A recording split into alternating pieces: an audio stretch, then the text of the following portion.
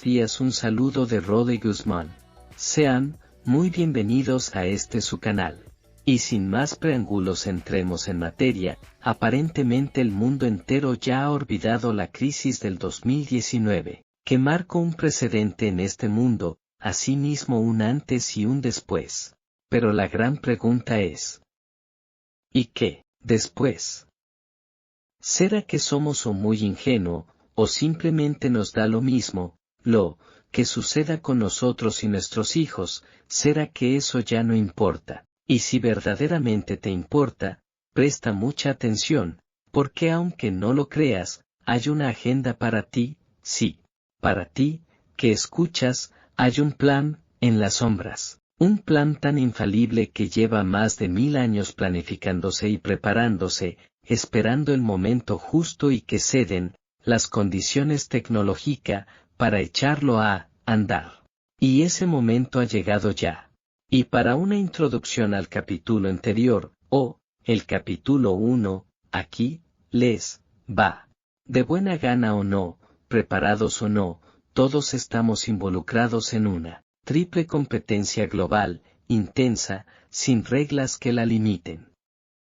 Sin embargo, la mayoría de nosotros no somos competidores. Somos las apuestas. Yo solo me limito a presentar pruebas y ustedes serán el jurado y darán el veredicto. Pero lo que nos ha enseñado la historia es que cuando tres poderes se unen, el político, religioso y empresaria o económico, siempre salimos perdiendo. Pero ¿qué es lo que perdemos? Para ser más específico, nuestras libertades como individuos, tales como la libertad económica, porque de inmediato se nos viene una crisis, pero solo se rescatan los bancas. Libertad religiosa, porque el gobierno obliga a observar a la religión oficial del imperio. ¿Qué trae esto como consecuencia? Una inquisición para los opositores. ¿Se acuerdan la Inquisición aquí en Europa, donde muchos huyeron al Nuevo Mundo, en donde América ofrece libertad de culto y es donde verdaderamente radica el poder de América? Luego Primera y Segunda Guerra Mundial, provocada por estos poderes donde se financiaban de ambas partes, y el mundo quedó en la ruina total. En Alemania para comprar una vara de pan necesitaba una carretilla de cargar cemento para poder llevar el dinero y comprarla. ¿Y qué sucedió en Venezuela? Nada es casualidad, hubo una agenda para ese tiempo y hay una para este, ¿y tú qué estás haciendo para evitarla? Te estás preparando para ser autosuficiente para las próximas crisis cuando pierdas el trabajo y las ayudas del gobierno ya no estén, que recuerda, con tu dinero solo podrás hacerte una fogata con él para calentarte y nada más. Viene una transición del dinero físico tangible como lo conocemos a dinero de unos y ceros, o moneda digital como la conocemos. ¿Es que no ves que se necesita una crisis provocada para entonces aceptemos la solución? Se llama hegemonía del dólar estadounidense a la presencia dominante del dólar estadounidense en la economía global. Henry C.K. Liu popularizó el término dollar hegemony en su artículo La hegemonía del dólar debe terminar, Dollar Hegemony has to go, en Asia Times, en abril de 2002. Dicho artículo fue citado por William Clark, 1 Emmanuel Wallerstein del Fernand Braudel Center, 2 Craig Moses, 3 y James Robertson, 4. El término describe un fenómeno geopolítico iniciado en el siglo XX, en el cual el dólar estadounidense, una moneda fiduciaria, se convierte en la principal moneda de reserva y de referencia a nivel internacional. Al año 2016, el dólar es utilizado en un 87,6% de las transacciones a nivel mundial y representa alrededor del 60% de las reservas globales. 5. Antecedentes. Con anterioridad al dólar estadounidense, se utilizaba la libra esterlina como moneda de referencia a nivel internacional. Al igual que el dólar, la libra respaldaba inicialmente su valor en oro, llamándose a esta relación patrón oro. Este respaldo fue abandonado por el gobierno británico al finalizar la Primera Guerra Mundial. Consolidación de la hegemonía. Tres factores han sido determinantes para que la hegemonía del dólar tenga lugar y se consolide: los acuerdos de Bretton Woods, la cotización en dólares del petróleo, y el surgimiento del comercio global desregulado. Acuerdos de Bretton Woods. Artículo principal. Acuerdos de Bretton Woods. Estos acuerdos tienen lugar en julio de 1944, bajo una fuerte influencia por parte de Estados Unidos, la mayor potencia mundial ya establecida previo al final de la Segunda Guerra Mundial. 6. En esas condiciones se define el uso del dólar a nivel global, siempre que su valor estuviese respaldado en oro. 6. En 1971, durante la presidencia de Richard Nixon, se rompe con dicha relación. 7. 8. Por lo cual el dólar ya no se respalda en el oro, sino exclusivamente en la confianza que le otorga la sociedad, consolidándose a partir de allí su carácter pleno como moneda fiduciaria. Sin perjuicio de ello, continúa su presencia hegemónica en las finanzas globales.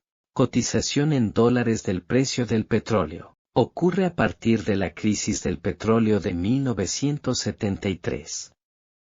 Los países exportadores de petróleo, agrupados en la Organización de Países Exportadores de Petróleo, OPEP, obtienen un importante ingreso de divisas en dólares.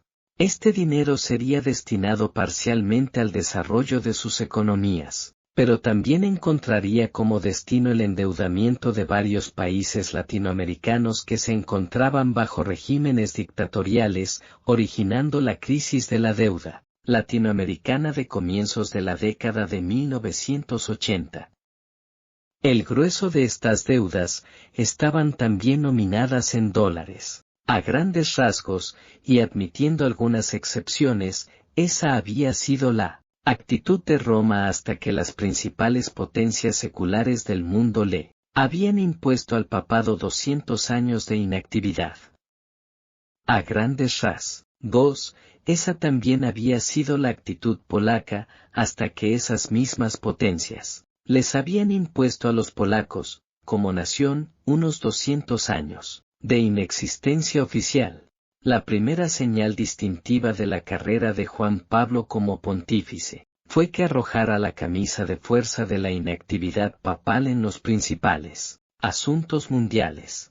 En su viaje a Polonia en 1979, apenas 8 meses después de su elección, dio la señal de que se había iniciado el juego final del milenio. Convirtió en el primero de los 3 jugadores que entró a la nueva arena geopolítica. El mentor de Karol Wojtyła, el cardenal de Varsovia, Wyszynski, acostumbraba decir que ciertos acontecimientos históricos son deseados por el Señor de la historia, y tendrán lugar.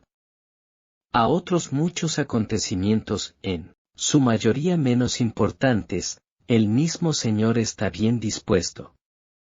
Permite que los hombres tengan el libre albedrío de elegir entre varias opciones, y Él estará de acuerdo con esas elecciones, porque, al final, todas las elecciones humanas serán escogidas como grano para el molino de Dios, que muele lentamente pero siempre muele excesivamente fino.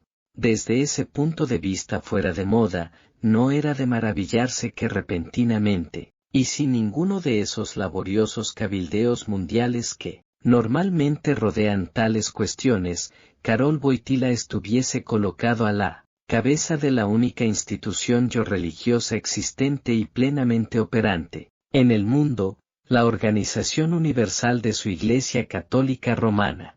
Desde ese punto de vista, de hecho, era el destino de Karol Wojtyła, como Papa Juan Pablo II, ser el primer líder mundial en tomar una posición sin igual a la arena geopolítica de la sociedad de las naciones en el siglo XX, porque su mesparada supremacía en el liderazgo de la Iglesia Católica ni solo lo puso inmediatamente dentro de la maquinaria de la geopolítica.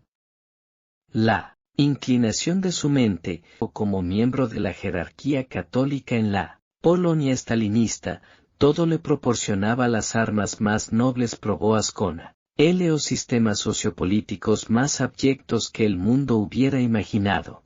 Era uno de los relativamente pocos individuos en una posición de gran poder en el mundo que ya había sido preparado para lo que iba a venir.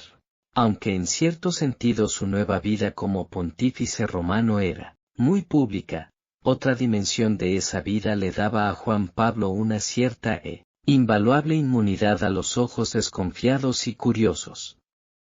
Ese ropaje blanco, y ese solideo, ese anillo del pescador en su dedo índice, la panoplia de la liturgia papal, los atributos de la vida pontifical, todo ello significaba que la generalidad de los líderes mundiales, así como la mayoría de observadores y comentaristas, lo verían casi exclusivamente como un líder religioso. Para Juan Pablo, había algunas ventajas iniciales en esa inmunidad. Por una parte, su notable y nuevo punto de observación era como una ventana política con una sola dirección ante la que podía estar parado, por lo menos, durante un tiempo, relativamente sin ser observado a su vez y esencialmente, sin que lo molestaran. Con toda la incomparable información de la oficina papal a su disposición, repentinamente podía adiestrar su visión con extraordinaria exactitud sobre toda la escena humana. Podía tamizar todos esos acontecimientos históricos sobre los que Wyszynski había reflexionado. Podía examinarlos en términos de lo que daría resultado políticamente, y de lo que sería inútil. Podía formarse una imagen exacta de las muy pocas tendencias y fuerzas inevitables del mundo que estaban afectando, lenta y severamente, aunque todavía disimuladamente, las vidas y fortunas de las naciones a medida que el mundo se dirigía hacia la década de los 80. Más aún, podía distinguir claramente a todos los jugadores, los campeones, de esas fuerzas inevitables, a medida que emergían y salían al frente en la confrontación del juego final del milenio. Aún antes de que hubiera comenzado la competencia, podía predecir de dónde tendrían que llegar los verdaderos competidores. En términos generales, podía bosquejar dónde estarían parados y en qué dirección planearían moverse. Finalmente, una vez que estuvieran en sus lugares todos los individuos que estarían en verdadera y seria contienda, una vez que todos los jugadores tuvieran nombres y rostros, así como ideologías y programas claros, pensó que simplemente podría juntar las últimas piezas. Ya están entendiendo el por qué les comenté que estos planes no son recientes, que es un plan milenario, y esa organización ha tenido que ver con la política por miles de años y sabe cómo manejarlos a hilos como un buen titiritero, y el por qué se necesitaba la tecnología para un nuevo orden mundial, una única moneda, una única religión y un único gobierno.